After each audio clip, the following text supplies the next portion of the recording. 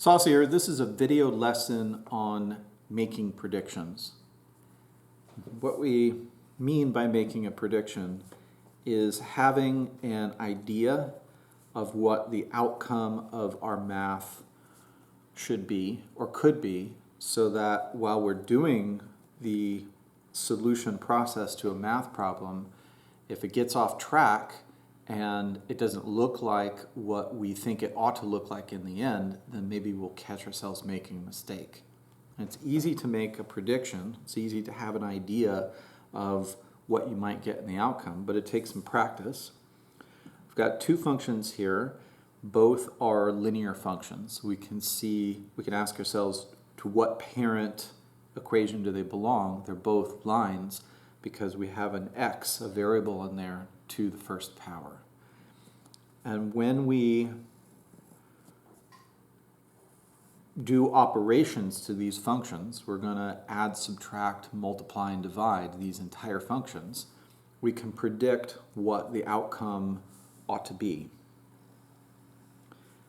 The outcome working with these functions could be constant.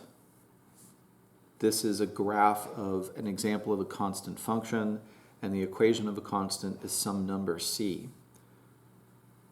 Our outcome could be linear. For example, any equation that has a variable in it and the highest exponential of that variable is 1. It could be quadratic.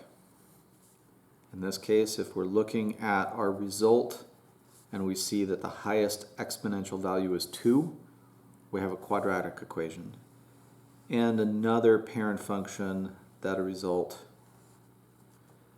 could come out as would be hyperbolic. For example, 1 over x. We're going to make predictions. A prediction of what the graph would look like if we were to add these two functions together. The functions are not that sophisticated, so literally adding them together to get the expression one function plus the other is not that difficult. But we're going to make a prediction. If we add two lines, what ought the graph look like? Well, the addition of two lines is going to be the sum of all the terms in those functions.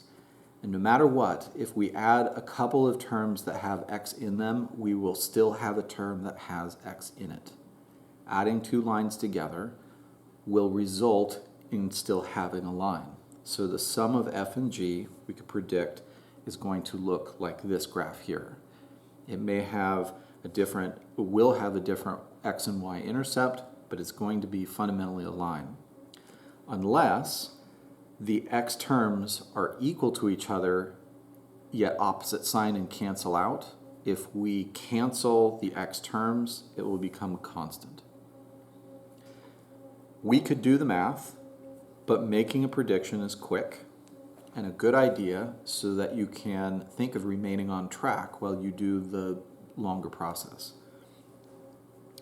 If I subtract g from f, I would predict, seeing these equations as both lines, that just like the sum, certain number of x's minus another certain number of x's is going to continue to be a term with x in it, and it's going to continue to be linear.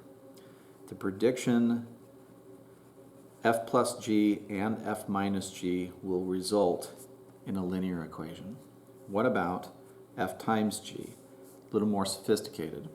I could multiply these two expressions and get the actual equation. But my prediction is that if I multiply an x term and another x term, then I will get a squared term. And that will be quadratic. So very quickly, before I do the math, I predict that f times g will be a quadratic equation.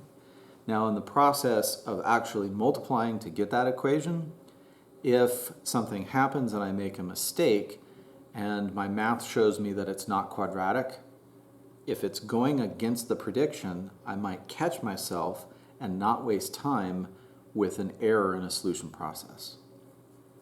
What about f divided by g? Well, these are both lines, so if I divide one function by the other, I will get at least one term where I have an x term divided by an x term, which will cancel out the x's. But since there's more terms than just the variables, I will have as part of my expression a number divided by x.